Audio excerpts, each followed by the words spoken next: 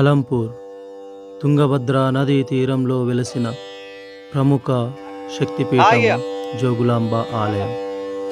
ఈ ఆలయం తెలంగాణ రాష్ట్రంలోని జోగులాంబ గద్వాల్ జిల్లాలో తుంగభద్ర నదీ తీరంలో 44వ నంబర్ జాతీయ రహదారికి కూతవేటు దూరంలో విలసిల్లింది.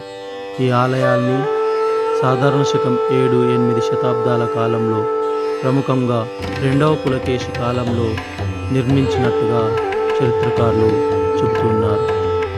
వీరి ఆలయ నిర్మాణ శైలిని వేసర శైలిగాను మరియు చాళుక్య శైలిగాను పేర్కొంటారు. వీరి నిర్మాణంలో ప్రధాన అంశాలు ఎత్తైన వేదికలపై గల ఆలయ నిర్మాణం, స్తంభాలు మరియు ఆలయ శిఖరాలు. అలంపూర్లోని ఈ ఆలయాలను నవబ్రహ్మ ఆలయాలు అని కూడా అంటారు. పేరులో బ్రహ్మ అనే పదం ఉన్నప్పటికీ ఇవి ప్రధానంగా శివాలయాలు. ఈ దేశంలో అనాది నుండి శైవానికి విశేష ఆదరణ లభిస్తూ ఉంది. అడుగడుగున అనేక శివలింగాలు మనకు దర్శనమిస్తూ ఉంటాయి.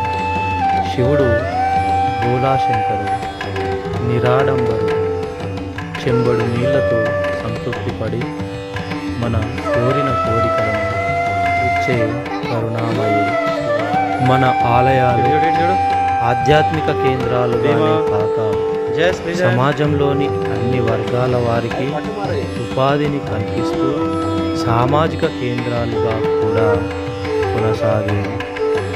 నాటి వైభవం తిరిగి ఆలయాలకు లభించాలని ఆశిస్తూ ముగిస్తున్నాను. ధన్యవాదాలు.